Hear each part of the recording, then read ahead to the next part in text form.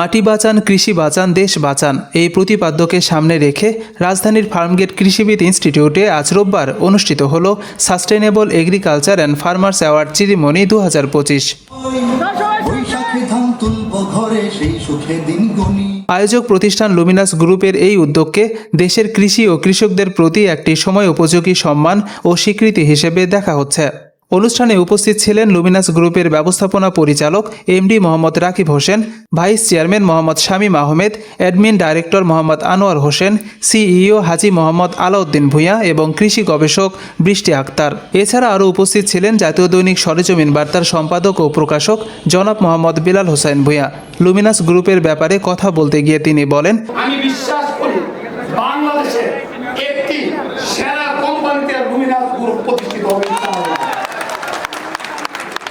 কারণ আপনাদের ইচ্ছা, আপনাদের যিনি পরিচালক, যেমন ট্রেন গাড়ি দেখেন, ট্রেন গাড়ির বগিগুলো যদি সুন্দর হয়, ইঞ্জিন যদি সুন্দর না হয় তাহলে ট্রেনে নিতে পারবে না। যে ইঞ্জিনটা যত মজবুত ওই গাড়ি সুবর্ণা এক্সপ্রেস ডাইরেক্ট চট্টগ্রাম চলে যায় ঢাকা থেকে। সেমিনারে অন্যান্য আলোচকরা বলেন, কৃষি ও কৃষক বাংলাদেশের অর্থনীতির মেরুদণ্ড। দেশের জনসংখ্যা দ্রুত বাড়ছে, সেই তুলনায় খাদ্য উৎপাদন বৃদ্ধির জন্য কৃষি খাতের আধুনিকায়ন এখন সময়ের দাবি। সংবিধান অনুযায়ী জনগণের পুষ্টি ও জনস্বাস্থ্যের উন্নয়নে কৃষি বিপ্লব ও টেকসই কৃষি ব্যবস্থার বিকল্প নেই। কৃষি বিপ্লব ও টেকসই কৃষি ব্যবস্থার বিকল্প নেই বলেও বক্তারা মন্তব্য করেন।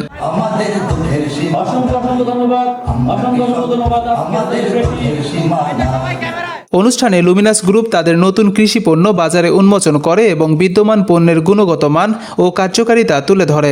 এই উদ্যোগ দেশের কৃষকদের মাঝে আধুনিক কৃষি প্রযুক্তির বিস্তার এবং টেকসই কৃষি ব্যবস্থার প্রচারে গুরুত্বপূর্ণ ভূমিকা রাখবে বলেও আয়োজকরা জানান। কৃষিকে ভালোবাসুন, কৃষকের পাশে থাকুন, লুমিনাসের সাথে থেকে গড়ুন একটি সবুজ সমৃদ্ধ বাংলাদেশ। মাসুম বিল্লাহ, সরেজমিন বার্তা, ঢাকা।